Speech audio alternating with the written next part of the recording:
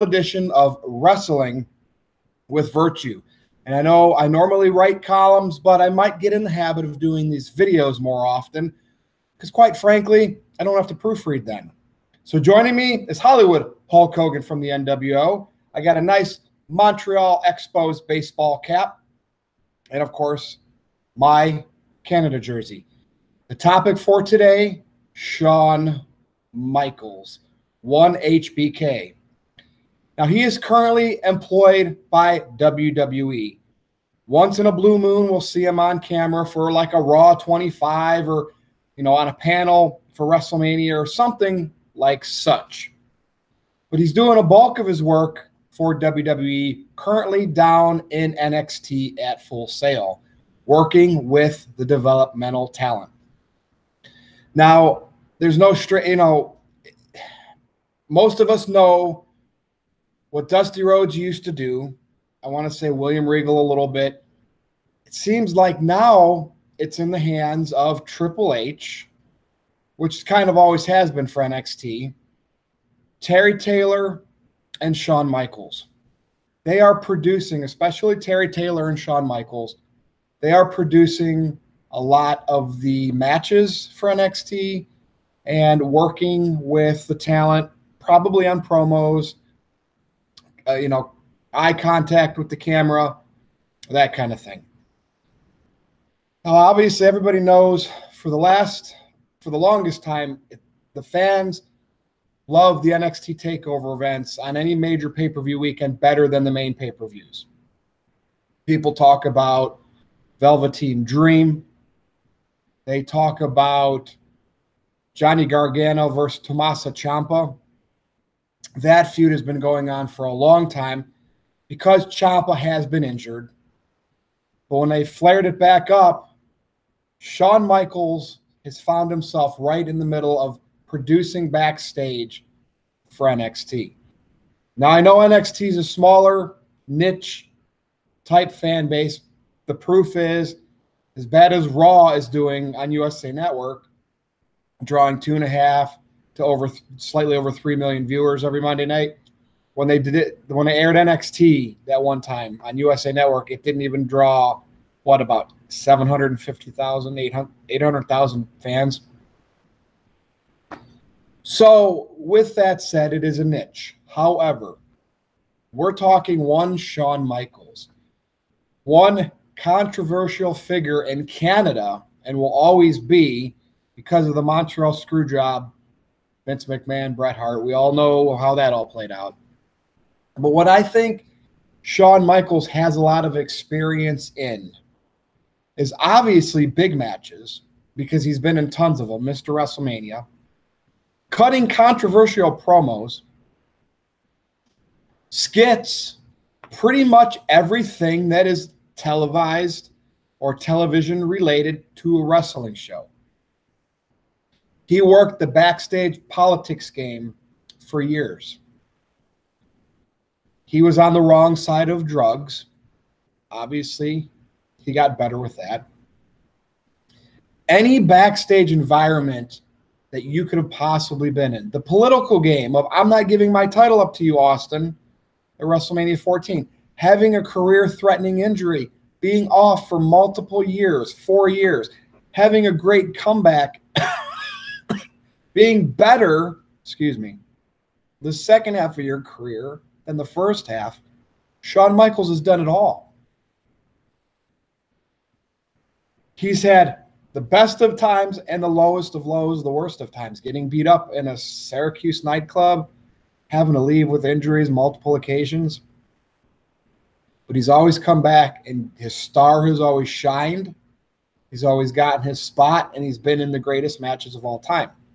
Big ego, which is what the wrestling business is ran on. So you Canadian fans out there, this is not a mock.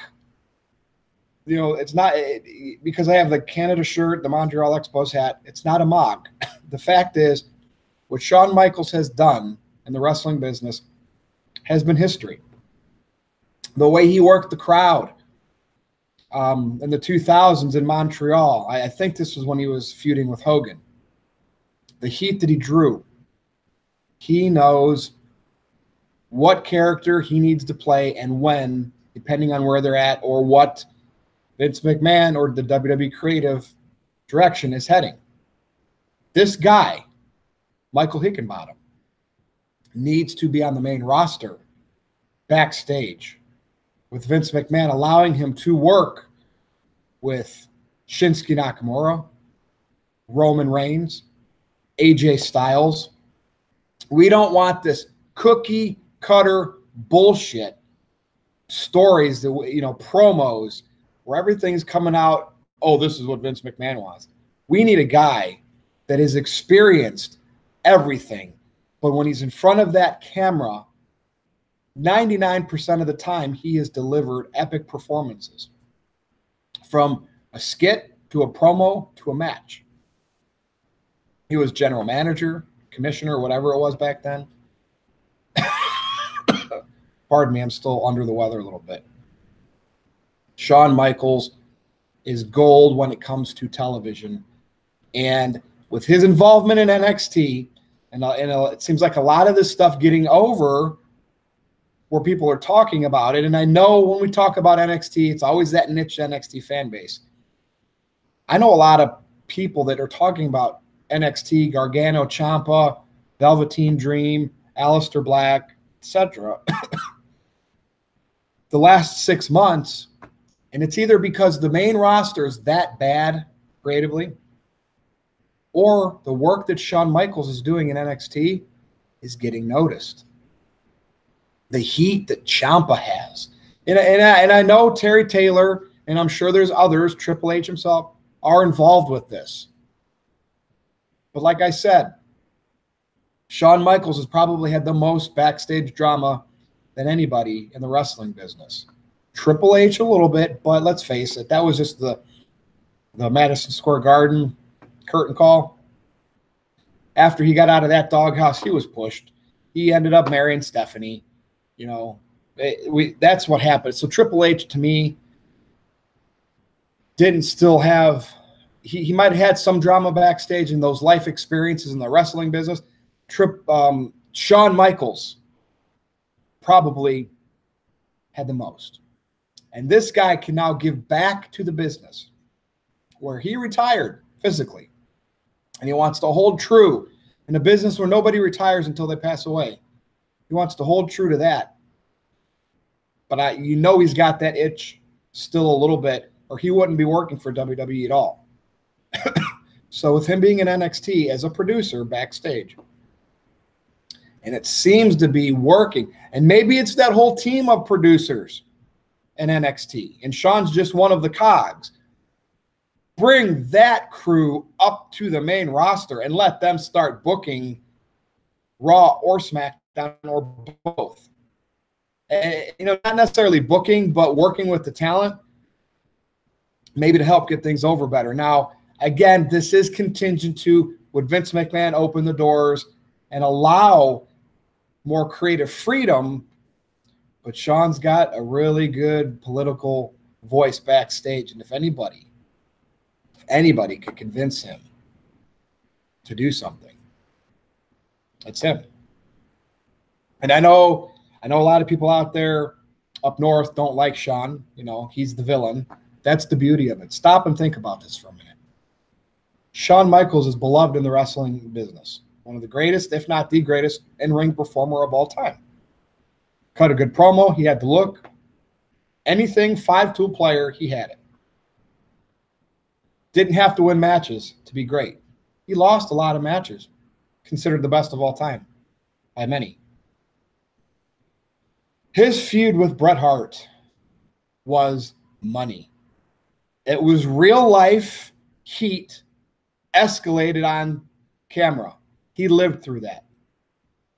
I know he played a lot of politics, held Vader down, potentially held Foley down at times. I'm just saying what I've heard through the grapevine. He had that great feud with Austin when Tyson was involved heading into WrestleMania 14. The original DX is the best. Sorry, China, Triple H, Shawn, a little bit of time Rude was with them. There was no better DX. Got hurt, serious back injury against The Undertaker at Royal Rumble 98. Did the match with Austin. Lost the title to Austin at WrestleMania 14. Took 4 years off. Got right with God. Ditched the drugs. Got married. Started a family. Did a wrestling school for a while. Trained Daniel Bryan. All during those 4 years off. Comes back in one of the greatest comebacks of all time. Great feud with Triple H. You felt it. You felt the heat. Kind of like you feel with Gargano and Ciampa. He went on to feud with Kurt Angle, Triple H, Vince McMahon, Chris Jericho. We can't forget that 2008 feud with Jericho and Michaels. Rebecca got punched. Nothing but absolute pure gold with Shawn Michaels. The Undertaker feud. The only one I really didn't believe much was that feud he had with JBL, that he needed the money, that he spent all the money. But, you know, again, they were trying something there. So all I ask WWE, bring your NXT team of the producers, the guys that produce the matches, help produce the promos, bring them up to the main roster. Maybe when Fox starts SmackDown, have them start working with Road Dogg. And let's see what the product looks like. Let's see if these wrestlers deliver more passionate, more strategic promos, the interactions with how they look at the fans and the cameras, the showmanship, the charisma, the flamboyance, the heels being heels, the faces being faces. I think there's something there. And I think HBK is that main cog. They can help these young talents get over. I really do. And if something's not working, I believe he'd speak up and tell Vince, this ain't working. Roman Reigns needs to turn heel. Would it change anything? WWE's in that flat line, you know, where they're getting money from more money from big shots than fans. So if their product sucks and they're still making money, they're just going to keep it status quo. So that, you know, nothing will probably change. This is merely a suggestion. I believe, and not every Michael Jordan isn't a head coach. He's not that great of an owner.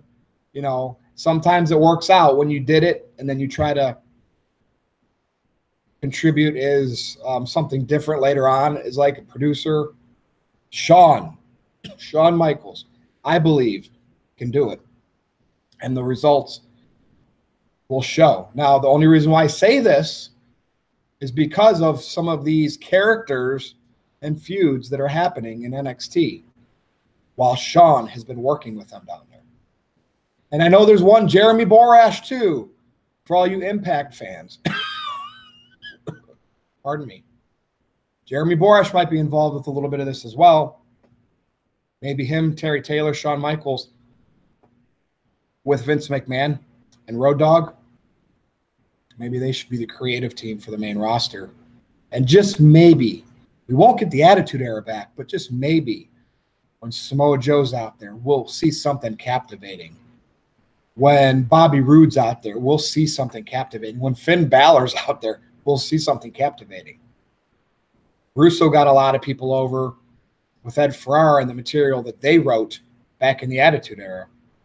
Sure, it all goes through Vince McMahon. But again, this is merely a suggestion.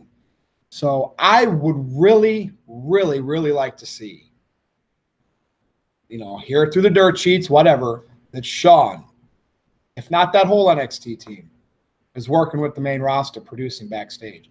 And if anything needs it the most, besides promos, it's the matches. Have better dramatic finishes. Make the false finishes more strategic.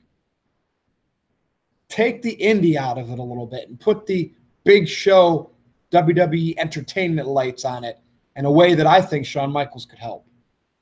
And I don't know who's producing now, your Jamie Nobles, your guys like that. Yeah, we're talking Shawn. Shawn Michaels, Michael Hickenbottom, HBK, whatever you want to call him. He did the whole, you know, he squashed the beef with Brett on TV. And whether you believed it or not, You could have believed it at least. And it's that simple. You know, I could sit here and write 1,000 or 1,500 word column for you guys to read through, giving you that same thought process. But I wanted to do the visual, even while I'm a little under the weather, in the Canada shirt with the Expos hat, with Hogan in the back. Everybody remembers Shawn Michaels overselling Hogan. Was that a little unprofessional based in biz terms? Perhaps. But that was Shawn Michaels. That was Shawn Michaels taking something to that next level above the glass ceiling. I would really like to see this guy work with young talent on the main stage, because him and guys like Terry Taylor and, you know, in the past, Dusty and William Regal, that, you know, them working with the NXT talents down there, and then those NXT talents come up and everything's completely abandoned, or they lose some edge or spark because it's not in that smaller indie environment. It does no good. It really does no good. So I would suggest make an A and a B team, put Shawn on the A team, have him be a producer on the main shows. You could still find guys that can get the developmental to where they need to be before they're called up, but don't waste Shawn down there. You're still going to have your indie fan base that's going to love NXT. But what I've noticed, whatever involvement he's been having down there, bring him up to the main roster and let him make Roman somebody, or be one of those guys that convinces people to let Roman go in another direction. And we're talking convincing Vince McMahon. AJ Styles, can you imagine him getting – he's lacking something. As great as he's been in Impact, TNA, New Japan, Ring of Honor over the years, WWE since he's been there, he's still missing that HBK type thing. And he's been compared – he's been often called the modern-day HBK. AJ Styles has. Could you imagine AJ working with him? Shawn produced with Chris Jericho that feud in 2008. That was one of the greatest feuds of modern-day wrestling. It's there. The ingredients are there. I'm getting more choked up with my allergies thinking about WWE could just at least give a little back instead of just making it their flatline status quo show. And if it means you need to have a mentor to get the talent right, so they're more comfortable in front of the camera. So maybe you have somebody that can convince Vince McMahon to change things up a little bit. Shawn's that guy.